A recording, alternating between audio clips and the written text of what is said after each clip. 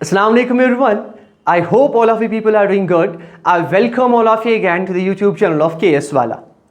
और जैसा आपको पता है हमने इंडियन इकोनॉमी शुरू की थी और इंडियन इकोनॉमी में हमने डिफरेंट टॉपिक्स को कवर किया हुआ है अब तक।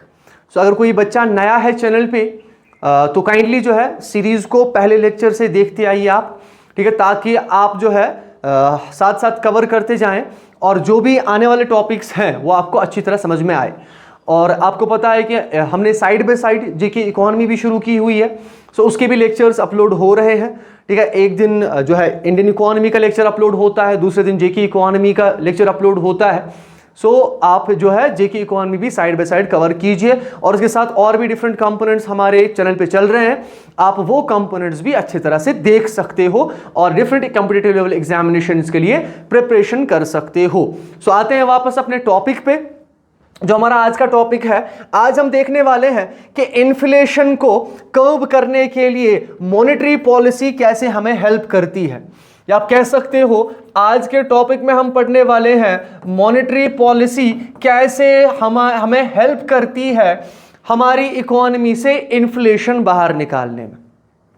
सो इन्फ्लेशन हमने क्या कहा था, याद होगा आपको, पहले लेक्चर में हमने पढ़ा था इन्फ्लेशन होता है सर जब हमारा प्राइस लेवल क्या होता है, इंक्रीज होता है गुड्स एंड सर्विसेज का।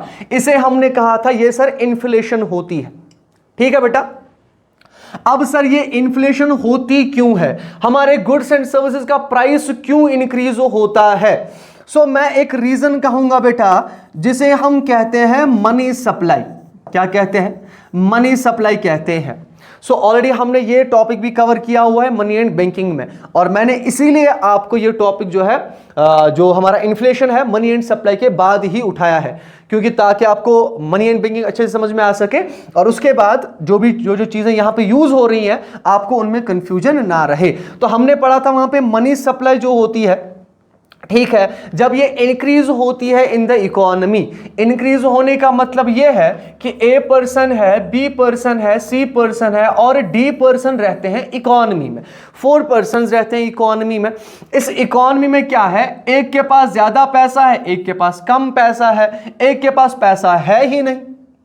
हो सकता है ना ऐसा, बहुत सारे लोग गरीब हो सकते हैं इन द इकोनॉमी में और बहुत सारे लोग अमीर भी हो सकते हैं, और एक फैमिली जो है वो मिडिल क्लास फैमिली भी है, ठीक है। और हर एक घर अपने अपने इनकम के हिसाब से डिमांड करता है बेटा। किसके हिसाब से डिमांड करता है?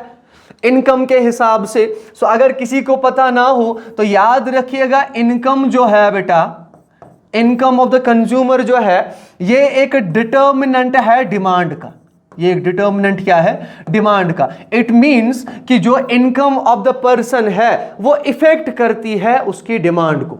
वो इफेक्ट क्या करती है? उसकी डिमांड को। इसके एग्जाम्पल मैं आपको ऐसे समझाता हूं कि अगर एक पर्सन है जिसकी मंथली इनकम, समझ लो एक पर्सन है उसकी मंथली इनकम है 10K रुपीस, ठीक है, और वो उसे नेसेसिटी गुड्स में यूज करता है। वो कहां पे यूज करता है इसको? नेसेसिटी गुड्स में, यानी ये लग्जरियस आइटम्स नहीं ला पाता, ठीक है। तो इसकी डिमांड क्या है, कहां तक है इसकी डिमांड? नेसेसिटी गुड्स तक। ये सिर्फ डिमांड किन की करता है? नेसेसिटी गुड्स की। नेसेसिटी गुड्स में बहुत सारे गुड्स आते हैं। इट मे बी जो हमारे खाने पीने की चीजें हैं जिसे आप कंजम्पशन एक्सपेंडिचर कहते हो, ठीक है। यह हो सकता है कि ये इसका सिर्फ क्या हो, कंजम्पशन एक्सपेंडिचर हो, या पर्सनल जो है पर्सनल डिस्पोजेबल इनकम हो जो ये सिर्फ अपने खर्चों पे यूज कर सकता है। अब समझ लो इसका इंक्रीमेंट हो गया सर 20K, इसकी सैलरी हो गई। इसकी सैलरी क्या होगी? 20K हो गई। तो अब तक ये 10K में अपने नेसेसिटी गुड्स की डिमांड कर रहा था, ठीक है, किराना आइटम्स हो गए, टेक्सटाइल्स हो गए, बाकी सारी चीजें हैं। लेकिन जैसे ही इसकी इनकम 20,000 हो गई, इस 20,000 होने से क्या होगा सर, आप देखोगे अगले दिन इनके जो लॉन है इनका वहां पे कार खड़ी होगी। अब तक ये बस से जा रहा था, जब तक इतनी इनकम थी अब तक ये जो है गवर्नमेंट बस से जा रहा था या पब्लिक ट्रांसपोर्ट से ऑफिस जा रहा था। बट जैसे ही इंक्रीमेंट हुआ इसने कार खरीद ली, ठीक है।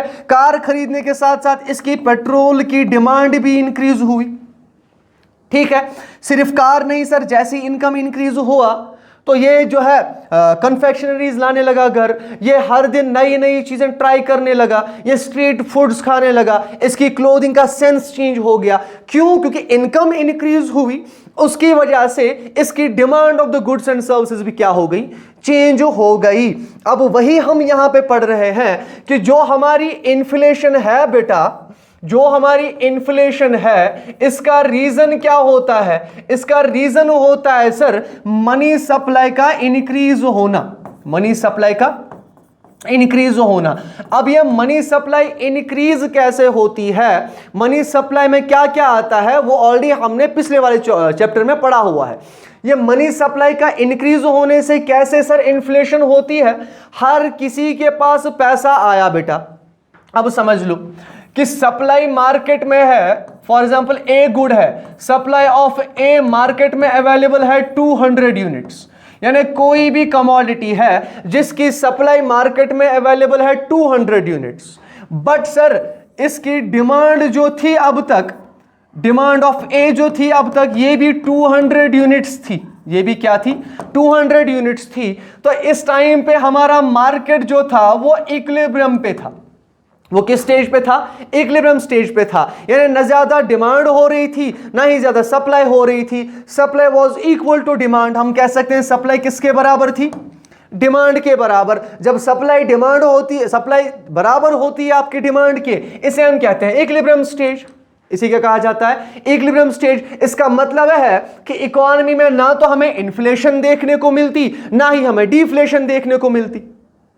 बट सर अब क्या हुआ? मनी सप्लाई जब इंक्रीज हुई तो डिमांड इंक्रीज हुई। जो हमने अभी देखा कि जब मनी सप्लाई इंक्रीज हुआ उसके साथ साथ डिमांड भी इंक्रीज हो गई, ठीक है। But in short run supply of goods and services increase नहीं हो पाते किसी भी रीजन से, ठीक है। बहुत सारे रीजंस है, लेकिन सप्लाई क्या है सर? सप्लाई अभी भी स्टैटिक है। सप्लाई अभी भी क्या है? स्टैटिक है। अब जब सप्लाई है 200 गुड्स की, लेकिन अब डिमांड है सर 400 गुड्स की। डिमांड कितनी है? 400 यूनिट्स की। अब होगा क्या? जब ज्यादा डिमांड हो, सप्लाई कम हो, हमारे गुड्स एंड सर्विसेज का प्राइस क्या हो जाता है? इंक्रीज हो जाता है। अब ऐसे समझ लो कि एक दुकानदार है, उसके पास सिर्फ 200 यूनिट थे किसी भी चीज के, ठीक है, लेकिन खरीदने वाले 400 हैं। तो वो दुकानदार क्या करेगा? ठीक है, वो अपने गुड्स का प्राइस बढ़ाएगा, ठीक है। जो ज्यादा प्राइस देगा वो उसी को वो गुड बेचेगा। वही हमारी इकोनॉमी में भी होता है। When the supply of the goods and services is deficient, लेकिन डिमांड बहुत ज्यादा है, लेकिन डिमांड का रीजन हो हमारी मनी सप्लाई का इंक्रीज होना, तो सर एक सिचुएशन आती है जिसे हम कहते हैं इन्फ्लेशन। अब इस सिचुएशन को या इस मनी सप्लाई को हम कैसे इकोनॉमी से बाहर निकालेंगे? मनी सप्लाई मतलब सर है क्या? एक्चुअली इकोनॉमी में एक्सेसिव मनी है। क्या है?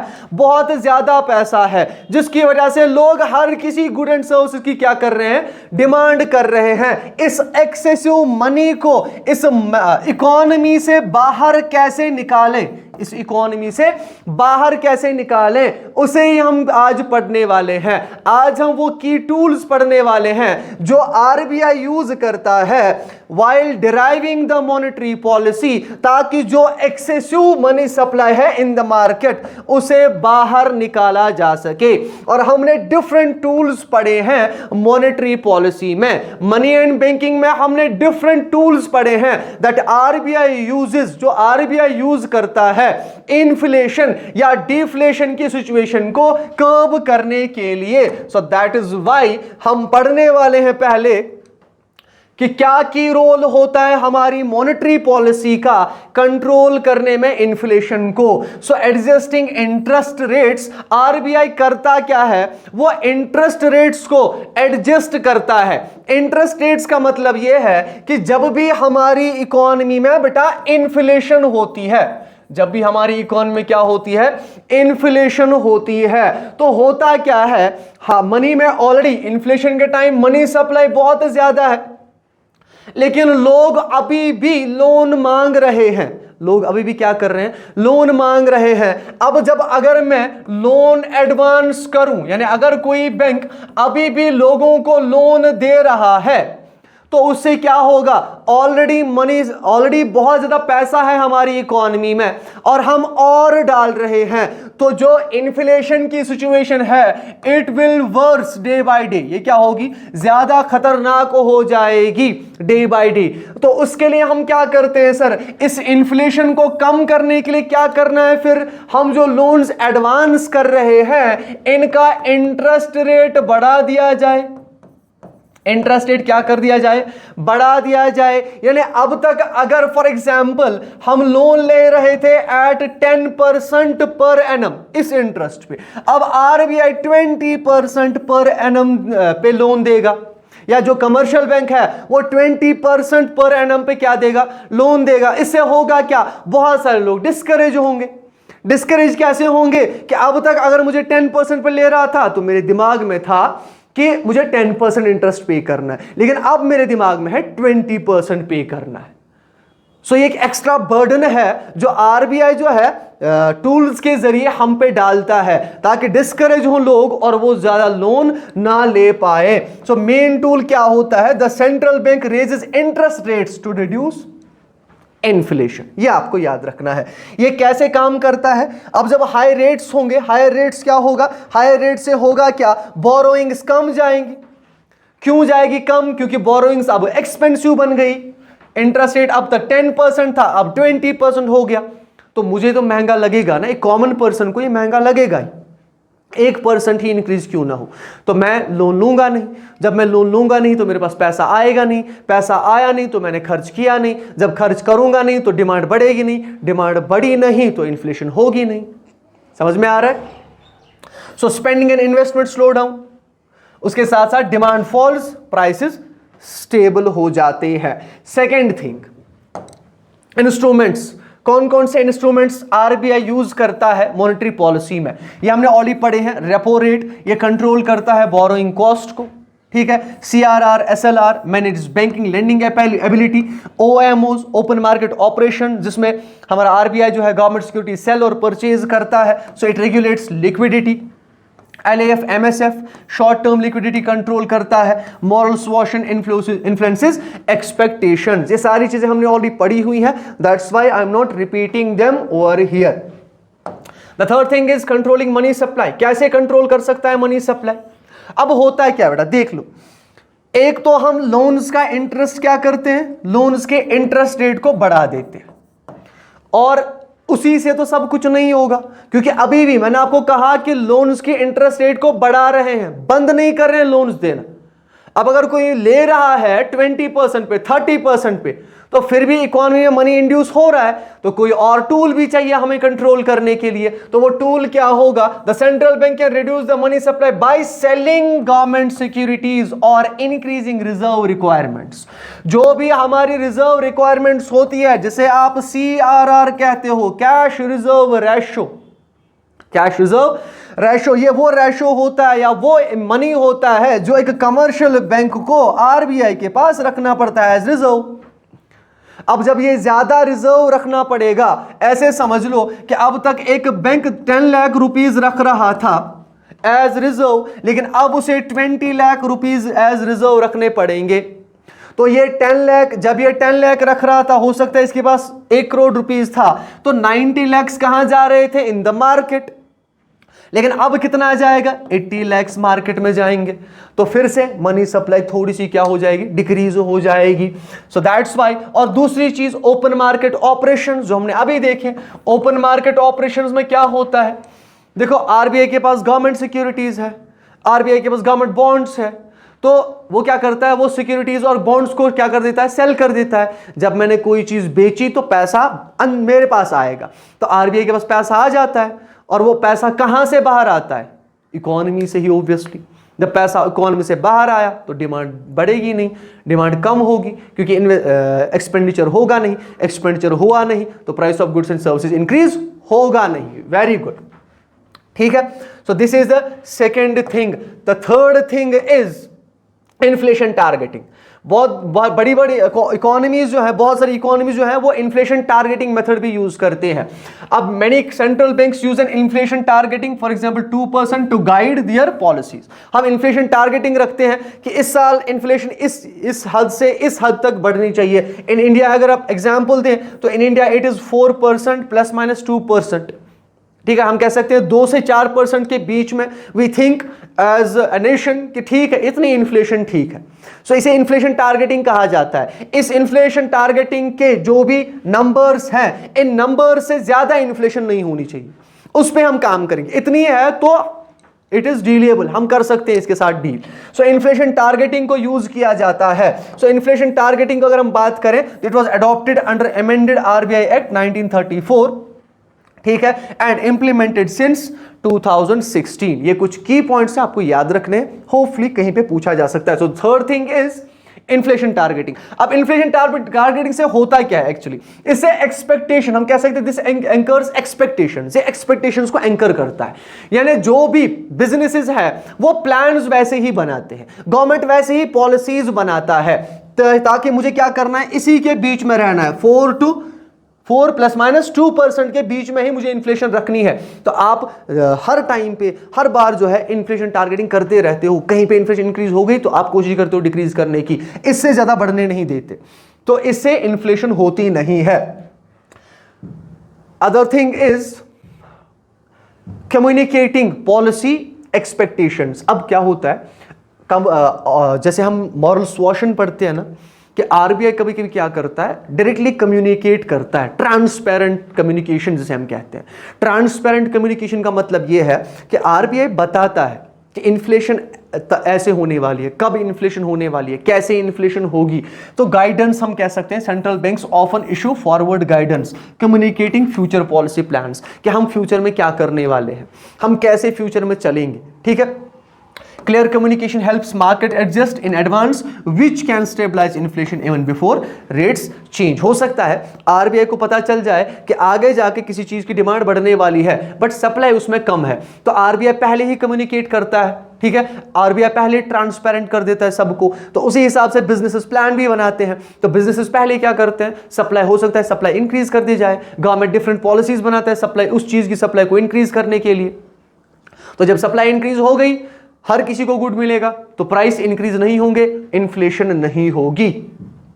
The other thing is balance. अब समझ लो बैलेंस क्यों जरूरी है।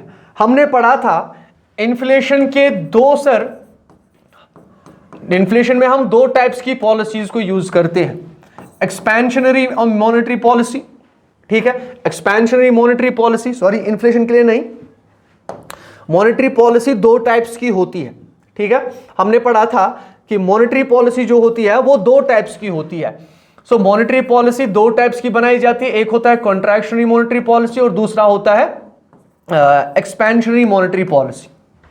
ठीक है, अब हम सिचुएशंस के हिसाब से दोनों यूज करते हैं। कॉन्ट्रैक्शनरी मॉनेटरी पॉलिसी इन्फ्लेशन के टाइम पे यूज की जाती है, एक्सपेंशनरी मॉनेटरी पॉलिसी डिफ्लेशन के टाइम पे यूज की जाती है।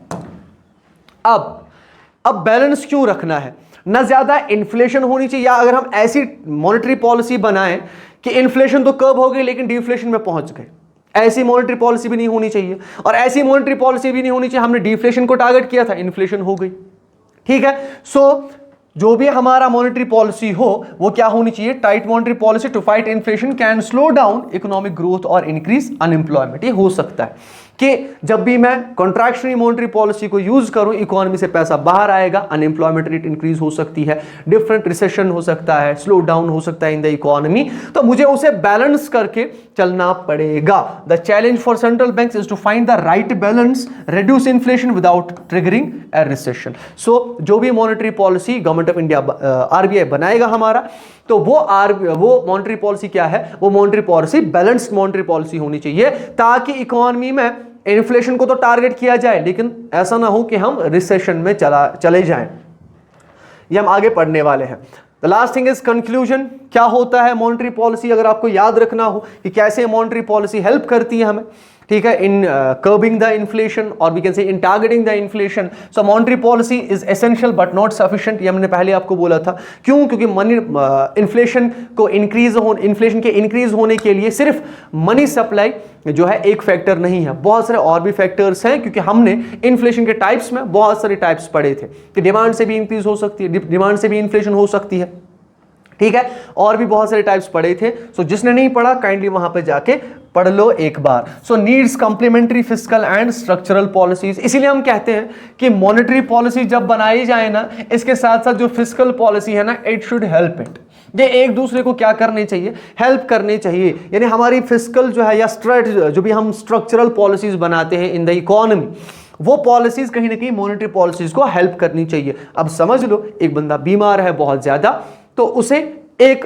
जो है टैबलेट दिया गया कि एक टैबलेट से अगर आपको ठीक लगा तो आप एक टैबलेट खा लेना। उसने खाया एक टैबलेट, लेकिन ठीक तो हुआ लेकिन उतना ठीक नहीं हुआ, तो वो दो एक साथ खा ले। या हम कह सकते हैं कि एक दवाई, हमें दो दवाइयां एक साथ दी जाती हैं, एक चीज को टारगेट करती है, दूसरी दवाई दूसरी चीज को टारगेट करती है। वैसे ही मॉनेटरी पॉलिसी जो है हमारी, वो हो सकता है मनी सप्लाई को टारगेट करे, लेकिन हो सकता है हमारे जो फिस्कल एंड स्ट्रक्चरल पॉलिसीज हैं ये हमारे दूसरे एंड्स को टारगेट करें, ताकि मिलके जो है ये पॉलिसीज या ये जो इंस्ट्रूमेंट्स है ये इन्फ्लेशन को कम करने में हमारी हेल्प करें। Key to macroeconomic stability and inclusive growth, जो हमारी मॉनेटरी पॉलिसी है, definitely it helps an economy to grow and stabilize also, ठीक है। तो ये सारे कंक्लूजन्स है इसके जो हमें याद रखने हैं। होपफुली आपको जो है ये सारी चीजें समझ में आई हो कि कैसे हमारी मॉनेटरी पॉलिसी हेल्प करती है हमें इन रिड्यूसिंग द इन्फ्लेशन और we can say in stabilising the economy. इसका जो पीपीटी होगा बेटा, वो आपके जो हमारे केएस वाला का जो ऑफिशियल टेलीग्राम चैनल है वहां पे आपको मिल जाएगा। होप आपको जो है अच्छी तरह समझ में आया हो, आप क्लासेस को एंजॉय करते हो, और बेटा साथ साथ जो है ना प्रिपरेशन करते रहना। ऐसा नहीं है आप एग्जाम्स का वेट मत करो, एग्जाम्स का वेट नहीं करना है, आपको अपनी प्रिपरेशन कंटिन्यू करनी है। मिलते हैं आपके साथ नए टॉपिक में, तब तक के लिए अपना ख्याल रखिएगा, अपने घर वालों का ख्याल रखिएगा। अल्लाह हाफ़िज़।